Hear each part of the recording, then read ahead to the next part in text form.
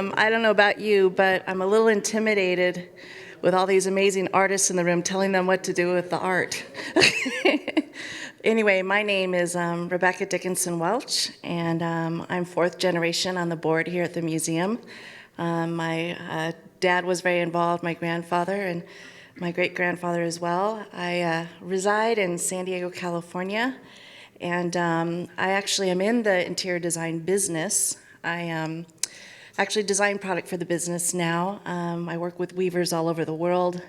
I did a collaboration with a museum in Santa Fe just recently, and so overall very interested in craftsmanship. And then buying art, our family has been collecting art for years.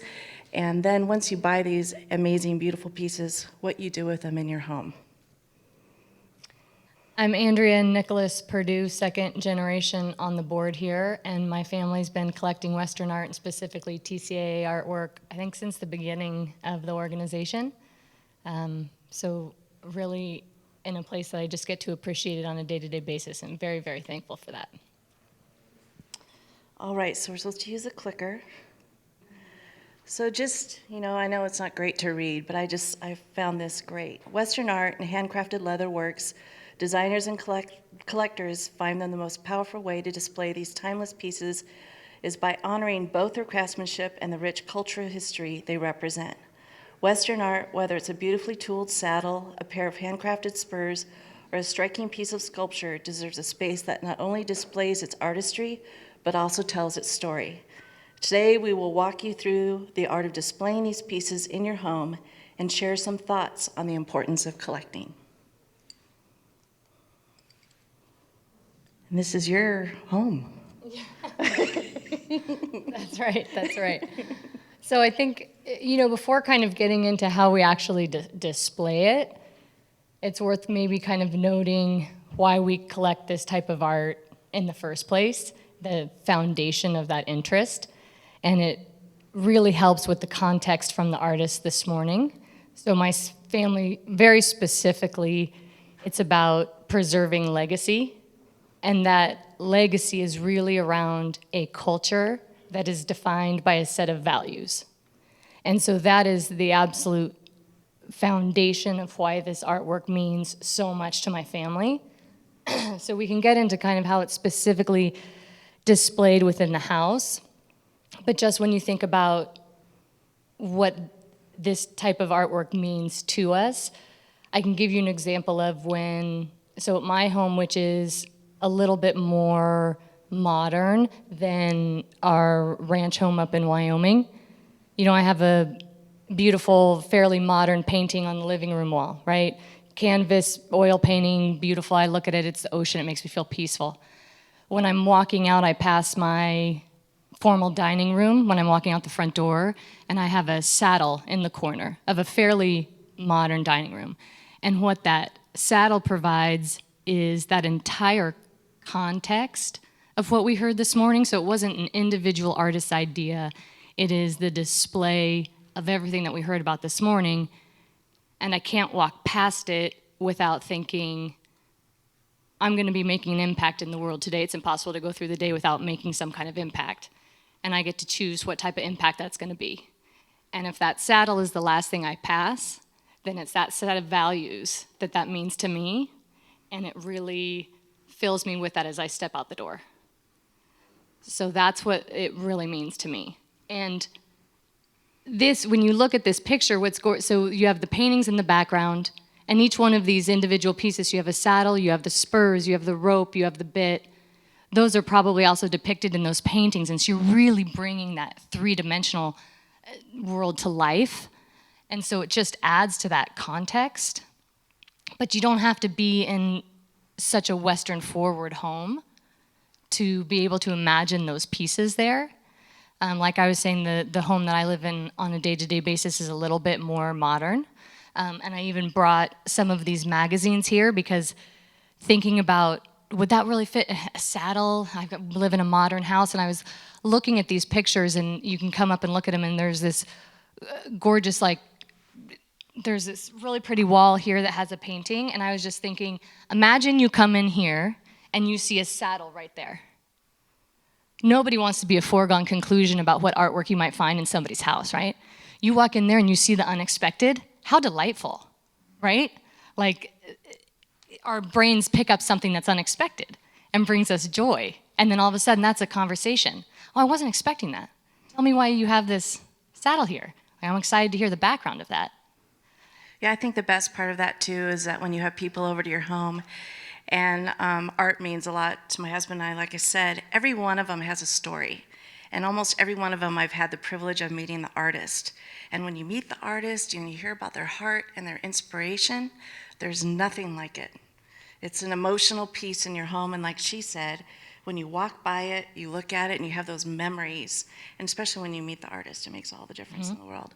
What I also love about this photo is that it completes the story from start to finish. You know, having all those pieces gathered in a room. And you were saying earlier that it's not even that large of a room. This is quite a fairly small room, actually. So having, you know, is it a quarter-size saddle, gentlemen? Half scale. So having the smaller format saddle on any of those tables, again, I just grabbed this because this isn't planned. It was just out there, right? So on this table here, you have this plant, and then you have kind of just a decorative bowl, right? The designer decided we need to fill that up and make it feel more polished. There's no reason that couldn't be that set of spurs or that bit or that rope. And so it's amazing because in any kind of context or style house, there's a place for all this different artwork. What's so incredible about it is the format of it is so different and so unique. It can fill all of these different spaces and then really finish off that polished look. Right, and my goal being in the interior design industry is to get more designers here. Get them to really understand the beauty of this art, because a lot of designers will walk into a client's home and said, and they'll go back to their studio and go, oh my gosh, they've had this saddle I have to deal with. You know, but no, they need to be educated and appreciate it and understand why those pieces are so important to that person who collects that type of art. So I think there's several artists here who have had the opportunity to actually be to this building. So what I like there is you had the previous room, which is a little library. It's fairly small. This is a very grand room. And there's a lot of space for a lot of the different artwork. So again, an unexpected space to have that headstall and the reins displayed is on that pillar, right? What an interesting use of space, right? And to continue to tell that story.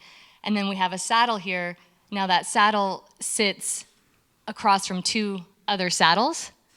And what's fun about that is this saddle right here is the Outlaw. And the whole thing is just a story. And the saddle that sits next to it is called the Morning Wrangle, and the one that sits across from it is Zorro. And so when I walk in there, and no matter what kind of day it's been, you look at those saddles and you're going, what kind of cowboy am I going to be today? You know? Am I the white hat? Am I the black hat? Am I Zorro? You know? And so you really get to imagine yourself in that. And it doesn't matter if you cowboy for a profession on a day-to-day basis, or if this is just an aspirational part of your life and you strive to live your life by those values that define this culture. It doesn't matter. Everybody can picture themselves imagining themselves riding the Outlaw, right? And you're on a black horse, and or you're riding the Morning Wrangle and you're on that Palomino, and I mean, it just, you tell that story in your head, and it's so fun. You can engage any individual from any walk of life with that. Nice way to design the bar. Yeah. I like it. You know what? And then when you look at things like this, because you have the paintings on the wall, and then you've got these amazing collectible pieces out in the room, I call that approachable art. So many times we say, don't touch, don't touch. But these are things, because of how beautiful they are, you can go up and touch them and actually see what the artist did and see all of the detail. And that's what I love about how you all have done this. Well, thank you. Yeah, each kind of little nook has its own special vignette and kind of the story that it's telling. Again, just different ways you can see kind of the saddle in the background, which if you imagine, again, I think, the saddle seems like it's such this big piece, but imagine that saddle wasn't there. How lonely. right? I mean, it fills it up so nice, right? And then with the flask, and then it comes with his own little setup with the shot glasses. I mean, so to me, it's just that outfit where you're finding those perfect items to make it look polished. And I know that we also love collecting books by the artists as well. So sometimes it's really great to display the books with the art. And then so when someone does come in the room, you can give them even more information about the artist. And it's really great. Ooh, the details. Yeah, so that's a close-up look on the back of the Outlaw saddle, and maybe some of you remember it on the front of that seat is a rattlesnake coiled up.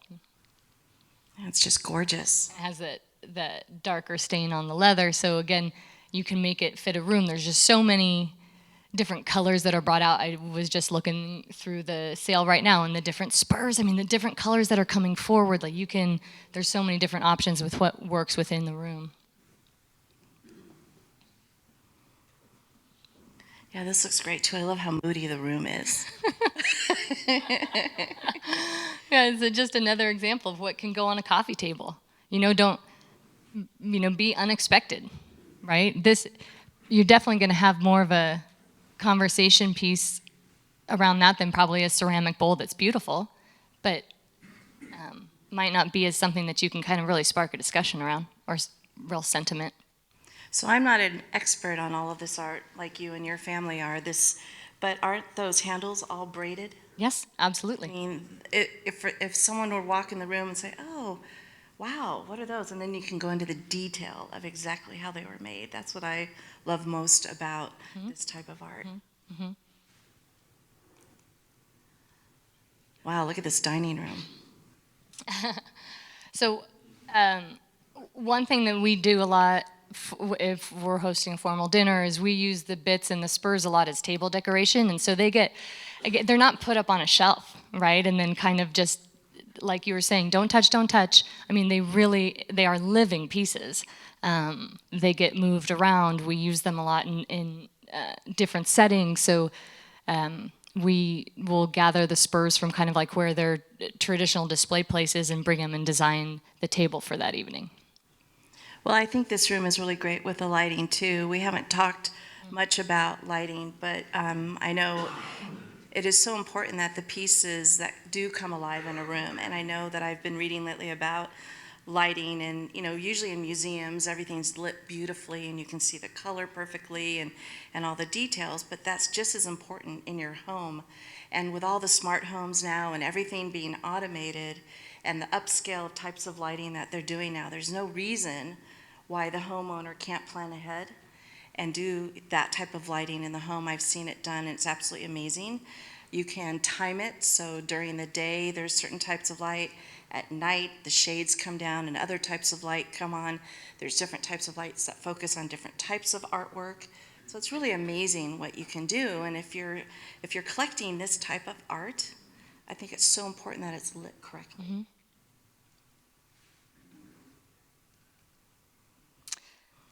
Yeah, so just another spot.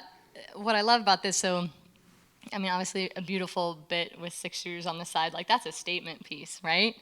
Who's not going to want to talk about that? How can that not incite some type of feeling?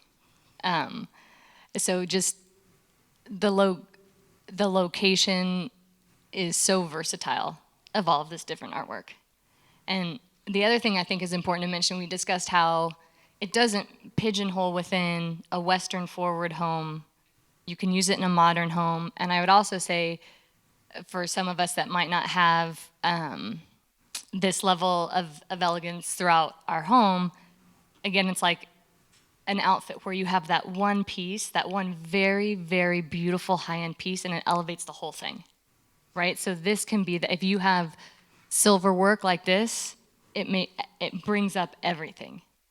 So it doesn't have to also be within a setting where everything is at that level. That can be that one piece that you leaned in on, and it will elevate the feel of the entire space. When you deliver your art, I have a question for some of these artists. When you take it to the home, have they already specifically thought about where they're going to put it and when you deliver it, anyone? They're pointing at you. Do you have an answer? No. Well,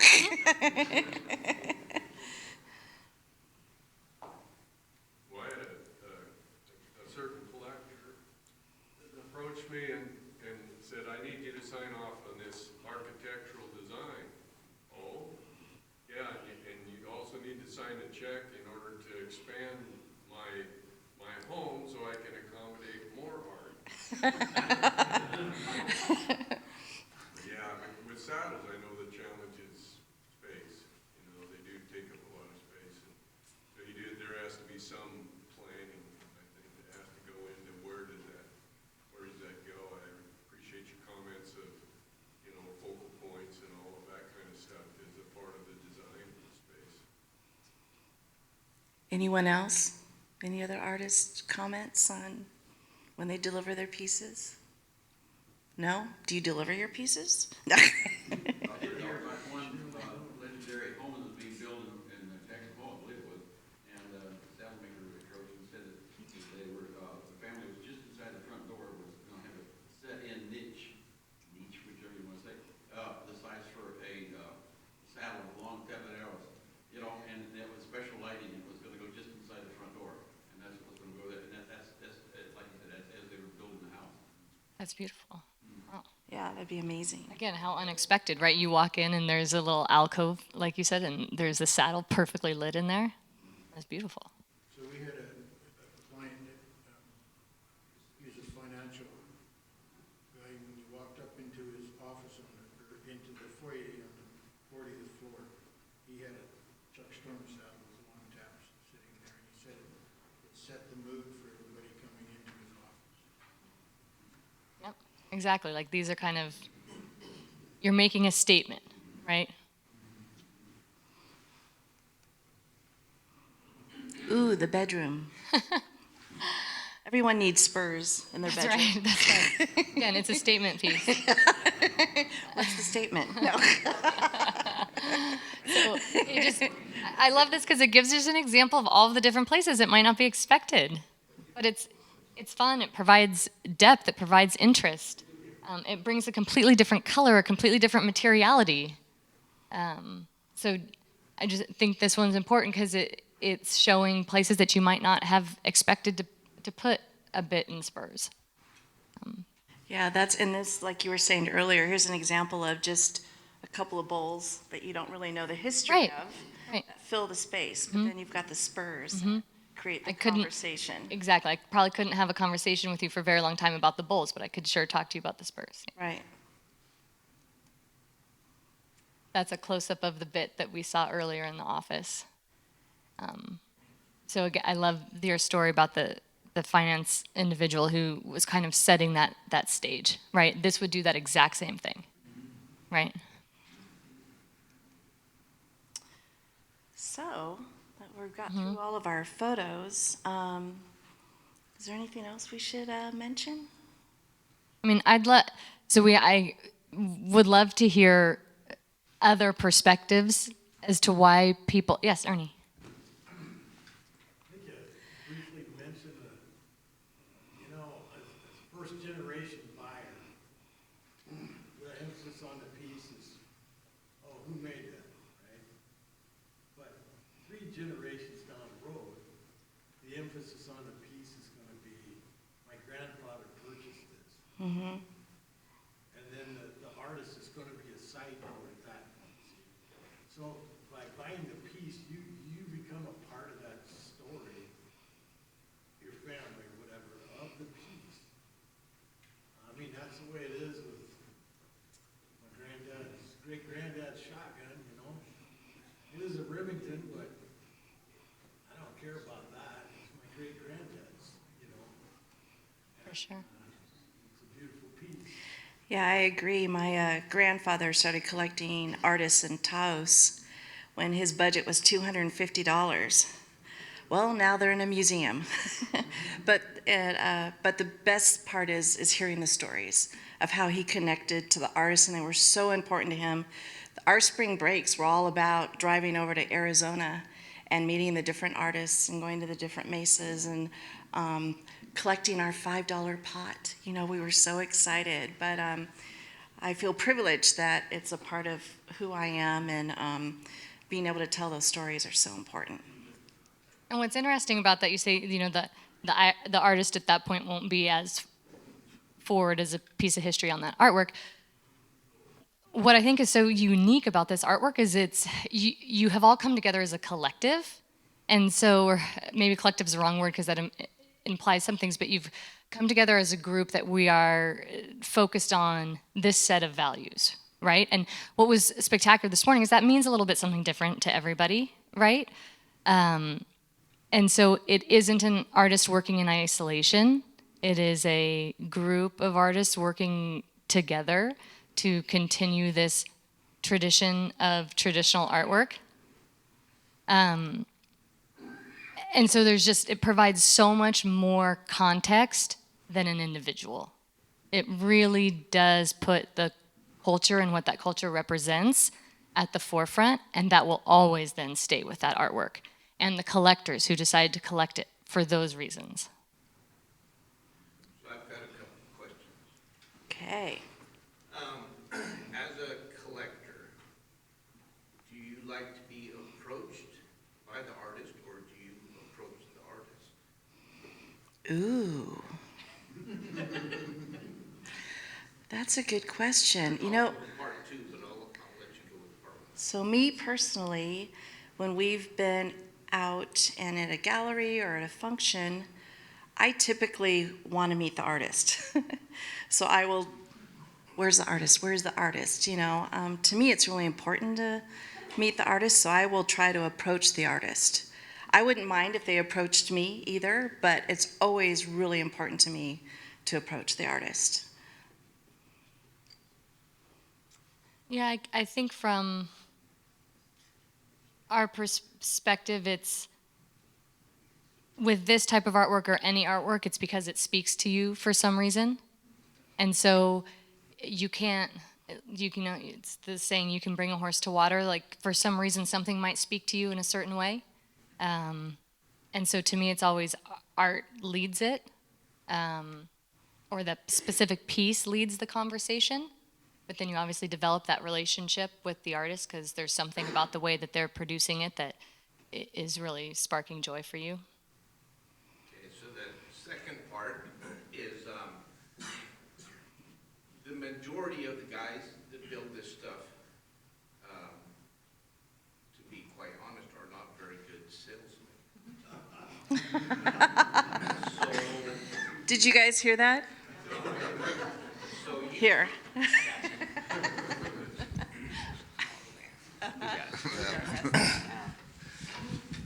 so again, we're not, the guys that are producing this stuff are not necessarily very good salesmen. But you've mentioned multiple times, oh, this is the story. So my question is, are you taking part of the artist's story and contributing that, or are you building your own story for the people that you're entertaining? I would say once you've kind of found that piece, it's such an intimate group that the artist's story is definitely important within that.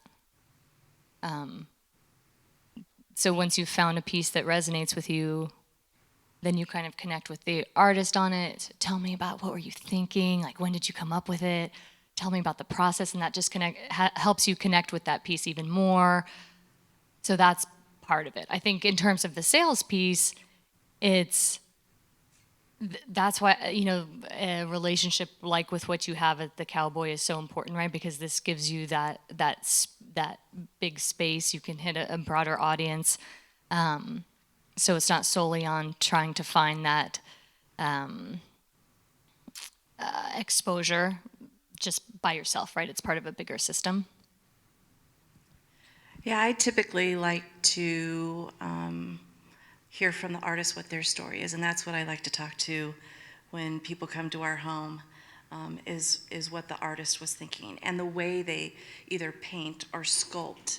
You know, that's why I love going to Jackson when they have, you know, the artist, what is it called, the draw or whatever, and for an hour you get to watch them, either sculpt or paint or do whatever with their art, and you get to really see how it's done, and that's really important. I love those kind of details.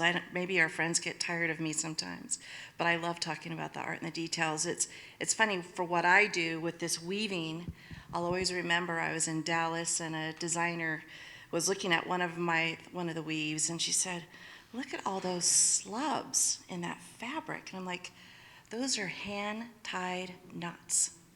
I said, "It takes probably 1,000 hand-tied knots to make just this piece." So I guess my heart is for the craftsman and how important that is. So it's also our duty as the maker and salesman to educate you to the best of our ability so that you can share that or pass that. I would agree, sorry, going to some of the websites, I was doing some investigating before I came. I was looking for beautiful shots of craftsmanship. I was looking at seeing the hands and those great shots. And some were there, but I feel like there could be a little improvement, if you want me to be honest.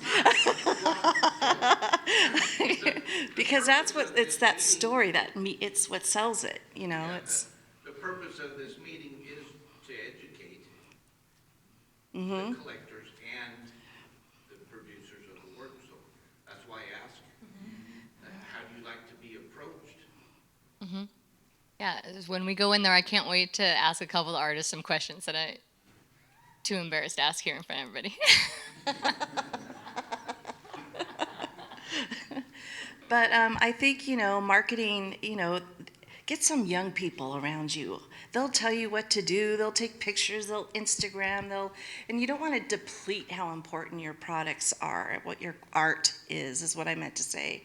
But it's amazing when you tell the story. That's all about the business I'm in. It's all about the videos. Every time we create new weaves, new things, we have someone videotaping the whole process, so the interior designer can see from start to finish, and then also say to their client, "Oh, that's why that saddle is $40,000. Let me tell you why." And you have photos of the craftsmanship and video of how it was made and the story, and that it just makes all the difference in the world.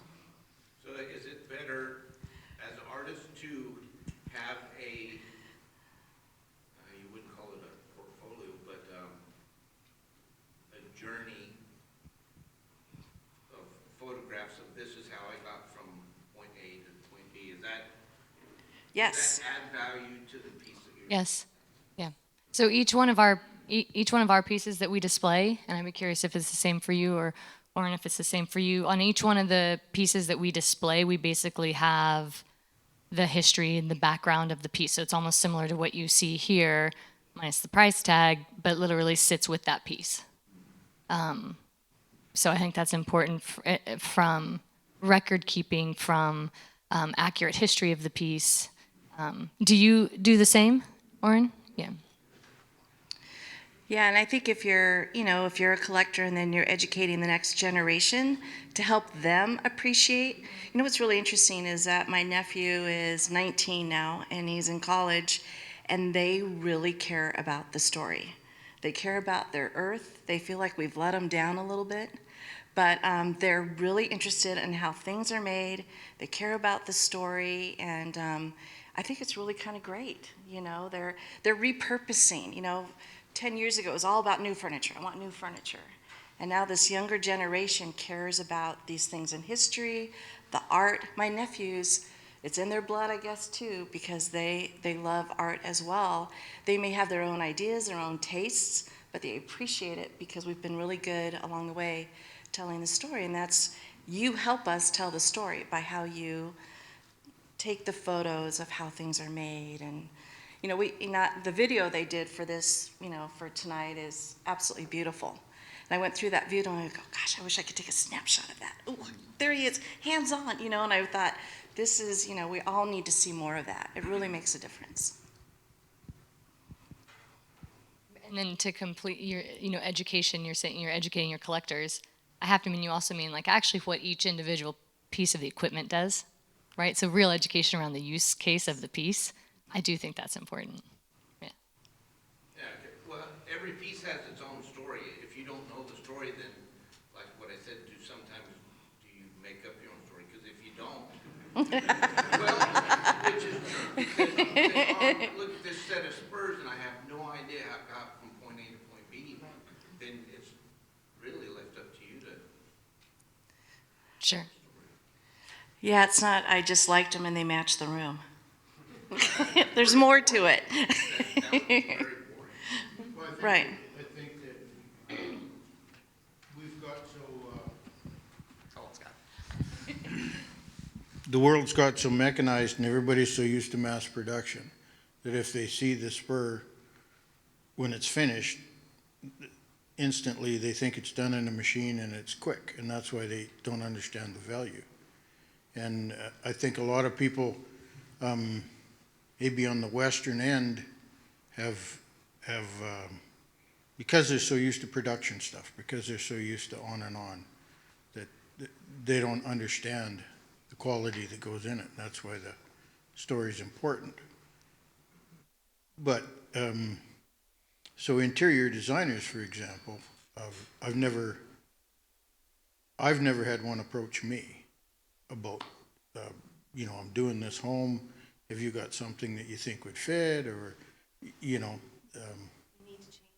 yeah, that's what I'm saying. That's part of the story. You look at, well, you guys' collection, for example, the thousands of hours that are in that lodge, that if you just walk through it, it tells a story, but it's that human energy, that human endeavor, creative process, that unless you understand that, it's not told. And I've seen beautiful homes designed where, they're using a production saddle sitting there, because the designer didn't understand the difference. So that doesn't give the same feel as the outlaw. You know what I mean? So I don't know how to change that. With developing technology from a collector standpoint, is there a different value placed on 100% hands-on as opposed to non-contact type of processes of laser or AI? From our perspective, I would say absolutely, because it's one of a kind, right? There's nobody else that has exactly that piece. And everybody likes to be unique and individual and have the one of a kind. I think, a lot of the high-end interior designers, it's kind of that top 5%.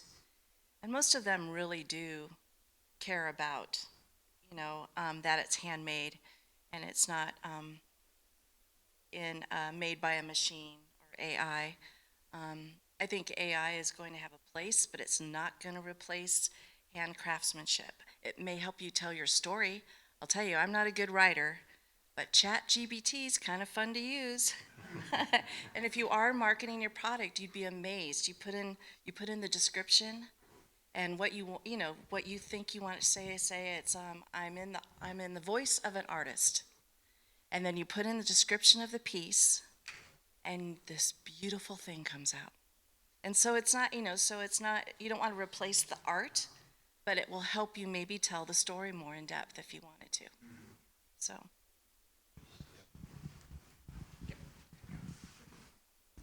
I think a lot of interior designers, museum staff across the country could use a lot of help, really, because it's really common for me to see a beautiful Western painting worth $300,000, and down on the floor there's a bale of straw with a plastic steer head and a cowboy hat with a red handkerchief tied around it, I mean, and it seems like those things, I swear, it detracts from the value of the piece they're trying to display, I wish more interior designers would look to art galleries and specialists when they're looking for art for their client's home, because that way they would, number one, display it correctly, light it correctly, and do the right thing. Yeah, the hay bale. That's Can really complement a valuable painting, right, if it's allowed to, you know. right. I agree. And that's what's great about some of these magazines, Cowboys and Indians, Art and Architecture. Hopefully, more and more, we need to go get those out to those designers. More and more, we need to educate through those types of magazines as well. So when you, like you see a beautiful painting, it tells a story. But a saddle, a set of spurs, anything like that, it tells that same story. But if you ever watch somebody around a saddle, they'll walk up and they'll touch it. And that tells the story. And that's something you can't do with a painting. And I think another thing people miss is that this Western craftsmanship is an integral part of the foundation of the cowboy culture. So that story isn't told. Like that, it'd be funny watching a guy moving cows across a pasture with no saddle or bridle on, Be very entertaining. But, but, and as we talked this morning, it's been used so much as you grow in stature, as you become a better cowboy, as you become better at anything, so does your gear, for lack of a better term. But that story, just like Ernie's saying, that's exactly, if you walk up and you see a beautiful painting and underneath it's a nice bit, the story is complete, So I don't know how to get that message out. It's Adds context. Yeah, it does add context. That's what you and I have been talking about this whole time, how important that is. And I think there's certain, this art is all over the United States. And I think this museum is a great place to start to try to really get more interior designers educated. Seth and I are going to work together, and hopefully we can, maybe even have an event that's strictly for interior designers and have the artists here so that you can educate them and they can touch and feel everything. And so we want to work on that a lot. And whatever I can do to help at this point, which is minimal, I'd really be glad to do it because you all are so, so talented. So we're doing that show next year here? I'm all for it. I am working on the list, so, and even if, we want to hear from others that work with interior designers and give us their names and really get that group together. We have a lot of them. I have a list from our company. That's where I want to start. And a lot in Jackson. Some of our best showrooms are in Texas. We're also, we're in 27 showrooms around the United States. So, anyway, I just think it's really. Just expand on Scott's thoughts there, I think, are kind of leaped out at me there. We've spoken from time to time about what happens with representational art. So you got sculpture and paintings and so on and so forth. It's easier to tell a story with those, and it is representing a culture and so on and so forth that we all hold dear. And what we have, and I appreciate the fact that you're alluding to this earlier about how it's tactile. Andrea talked about how this is designed to get your hands on it. And of course, the TCAA is one of our mantras is hold on to the West. So there's layers and layers of meaning there. So we compare our objects d'art as it's compared to sculpture in a three-dimensional art form, but it also has a fourth dimension. And that fourth dimension is function. And of course, we would make the case that function is value added, not value taken away. Just because it's a tool doesn't mean that it's diminished in value. And so making a connection with representational art, you have the paintings that tell a story, but these objects not only tell the story, they are the story. They are the article that the cowboy used. They are the story themselves. They are the things that are represented in paintings. So all of that, we're trying to make the case that this is all value added and not taken away. Thank you. Well, I think our time is come to an end, but I can't tell you how fun this has been. It's been fun getting to know Andrea. Our fathers are friends, and now we've become friends being on the board. And it was really nice to be brought together to put this on together. Your family has an amazing collection, and our family has a few things as well. So anyway, I don't know about you, but this has been fun. Thank you. Really appreciate everybody's time and all the feedback from the artists as well. Yeah, it's been great. Thank you.